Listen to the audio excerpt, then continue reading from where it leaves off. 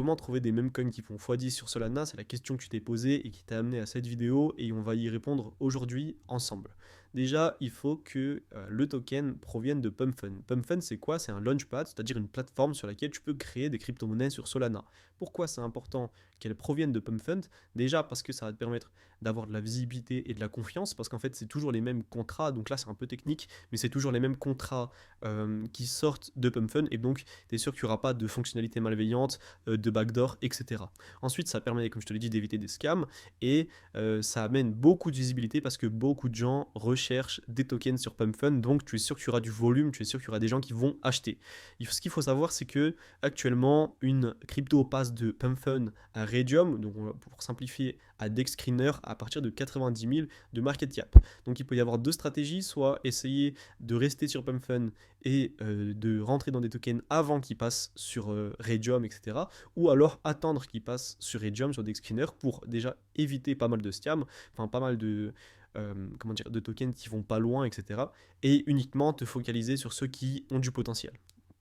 Deuxième chose qu'il faut, c'est la DA. Est-ce que la DA, donc la direction artistique, on va dire tout simplement ce à quoi ressemble le meme coin, est-ce que c'est dans la méta actuelle? Est-ce que ça correspond à la hype actuelle? Par exemple, est-ce que c'est un meme? Est-ce que c'est un artwork? Est-ce que c'est un animal mignon? Est-ce que c'est déjà trop vu ou original? Et est-ce que ça peut toucher du monde? Tout ça, c'est des questions que tu dois impérativement te poser pour savoir si est-ce que ce meme coin va prendre tout simplement. Sinon, ça va pas intéresser les gens, ils vont pas acheter et donc ça va pas aller loin. Pour illustrer un petit peu ce que je te disais, donc on a Fog qui est dans plutôt la méta art, donc avec des jolis destins, une vraie DA, etc. On a la méta animaux mignons avec par exemple Billy, mais il y en a un tas d'autres. Et on a la méta meme avec Sony. Sony, tu l'as déjà vu forcément ce meme, et il a cartonné sur Solana. Et donc voilà, c'est les trois grosses méta, on va dire, soit l'artwork, donc vraiment des DA hyper soignés, hyper léchés avec des super beaux artistes derrière, soit des animaux mignons et derrière on en fait des variations. Donc là-bas, c'est une photo de petits chiens mignons comme ça. Et derrière, des fois, il lui rajoute des billets, des déguisements, etc. Et sinon, des mèmes donc, qui marchent énormément sur Twitter et TikTok. Et on se base dessus pour créer un token. Ensuite, ce qu'il faut, c'est des socials. Les socials, c'est quoi? C'est les réseaux, à savoir Twitter, Telegram et site web. Donc il faut que tu regardes s'il y en a. S'il y en a, c'est vraiment un plus parce que ça montre que ils sont là pour essayer de créer une communauté. Et dans les mêmes cas, la communauté, c'est ce qui fait tout. Pareil, un site web, c'est important. Plus en fait tu vois que la team a bossé, plus tu dis que ça peut tenir longtemps et qu'ils sont pas là pour scam au bout de 3 minutes. Pareil, tu regardes si la team ou le CTO, c'est-à-dire les gens qui ont repris le projet, est actif, si des gens en parlent sur Twitter, etc. Et si c'est le cas, c'est excellent. Ensuite, il faut que tu regardes comment s'est comporté le dev. Le dev, c'est le créateur de la crypto. Par exemple, est-ce qu'il a beaucoup de supply? Est-ce qu'il a beaucoup de tokens de sa propre crypto? Est-ce qu'il a vendu sa supply? Si le dev il a beaucoup de supply, ça peut être risqué puisque du coup il peut envoyer le projet à zéro. S'il a vendu toute sa supply, c'est pas mal du tout. Et souvent il va y avoir un CTO, un community takeover. Et donc ça peut aller très haut sur Solana. Les gens aiment bien quand il n'y a pas de dev et qu'en fait c'est la communauté qui pousse le token. Ensuite, est-ce que le dev il a launch d'autres tokens? Est-ce qu'il a eu d'autres réussites, d'autres flops? Est-ce qu'il a une bonne réputation? Tout ça, c'est des trucs que tu dois savoir. Et ce qui est intéressant, c'est que Bullix te permet de savoir tout ça en un coup d'œil. Donc, par exemple, là, si tu regardes les pourcentages en dessous des noms de chaque token, et tu as le pourcentage que détient le développeur, le dev. Et ça te permet en un coup d'œil de savoir s'il a beaucoup de supply ou s'il a tout vendu. Et moi, je trouve que plus il a vendu, plus c'est bullish. Donc ça, c'est une des différentes options de Bullix. Si tu as envie d'essayer cet outil gratuitement, je te laisse cliquer sur le lien en bas. C'est le meilleur bot pour acheter et vendre des tokens, des meme coins sur Solana. C'est celui que j'utilise personnellement. Je prépare une vidéo explication de A à Z, une formation gratuite en quelque sorte sur cet outil. En attendant, je te laisse l'essayer gratuitement en cliquant sur le premier lien en bio et on continue de suite avec les holders. Les holders, c'est quoi? C'est les personnes qui détiennent le meme coin en question. Faut que tu regardes le top 10% holder, combien de pourcents ils ont. Donc les top 10%, c'est les 10 plus gros holders, les 10 personnes qui ont le plus de supply, combien de pourcents ils ont. Plus ils ont de supply, plus c'est risqué. Parce qu'en fait, imagine qu'il y ait 10 personnes qui aient 80% des tokens en circulation, et ils peuvent l'envoyer sous terre à tout moment.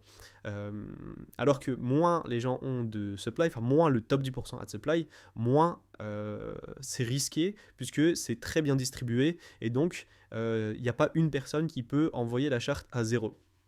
Donc comme je disais là sur l'écran, si le top 10%, le top 10 pardon, à 30% ou moins, c'est ok, c'est même parfait. Et ça aussi, c'est une fonctionnalité de Bullix. Donc là, tu peux le voir, j'ai pris une crypto au pif. Et le top 10 a seulement 12%. Donc c'est vraiment génial parce que ça veut dire que et même le top 49, donc le top 50, a seulement 15%. Et là, ça veut dire que c'est vraiment hyper bien réparti. Et donc, il n'y a pas un petit groupe de personnes qui peut prendre tous les bénéfices et envoyer la crypto à zéro. Ensuite, ce qu'il faut, c'est regarder le market cap. Le market cap, c'est quoi? C'est la capitalisation boursière et c'est vraiment ce que tu dois regarder pour voir où en est la crypto-monnaie. Plus le market cap il est bas, plus tu peux faire des multiples, plus tu peux faire des fois, mais plus il est bas, plus c'est risqué parce qu'il y a moins de gens dedans, c'est plus du PVP, donc du player versus player. Donc quand quelqu'un vend, et bah, tu vas direct le sentir. Alors que si le market cap il est élevé et que quelqu'un vend, et bah, ça va être plus dilué. Si tu débutes, moi ce que je te conseille de faire, c'est de focus uniquement les tokens à plus de 500 000 voire 1 million de market cap. Comme ça, tu vas éviter beaucoup de scams et tu vas quand même pouvoir faire de très jolis multiples. Donc garde ça en tête et on passe au dernier point, à savoir le volume. Le volume, c'est quoi? C'est la somme totale des achats et des ventes sur une crypto. Et c'est très important à regarder. C'est très important de surveiller, d'observer ce que font les acheteurs et les vendeurs. Plus il y a de volume, mieux c'est parce que ça montre qu'il y a de l'intérêt autour de la crypto, qu'il y a des gens qui achètent, il y a des gens qui vendent, mais voilà, il y a de l'intérêt, il y a de la hype. Si tu vois que le volume il est petit à petit en train de diminuer et que dès qu'il y a des dips, donc dès que ça vend, et bah ça rachète pas comme avant, qu'il y a très peu de personnes qui rachètent, et bah c'est peut-être le moment pour toi de vendre parce que ça veut dire qu'il y a un désintérêt autour de la crypto, autour du même coin qui commence à s'installer et ça peut amener à une crypto qui descend sans fin. Alors qu'au contraire, si tu vois qu'il y a des dips, qu'il y a quelqu'un qui vend une grosse somme et qu'elle s'est directement rachetée, et bah c'est extrêmement bullish et là tu peux hold facilement. Donc voilà, tu as les différents points qui vont te permettre de trouver des x10 sur Solana. Oublie pas que tu peux utiliser Bullix gratuitement avec le lien en bio, c'est l'outil que j'utilise tous les jours. Comme je te l'ai dit, il y a un tas de fonctionnalités qui vont changer ta vie au niveau des meme coins. Tu vas pouvoir voir plus facilement les scams, les vraies opportunités, tu vas rien pouvoir manquer avec ça.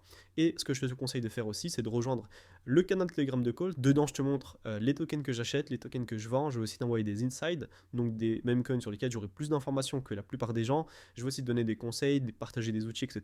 Donc je te conseille de nous rejoindre. C'est pareil dans la description. Et en attendant que tu le fasses, on se dit à la prochaine vidéo.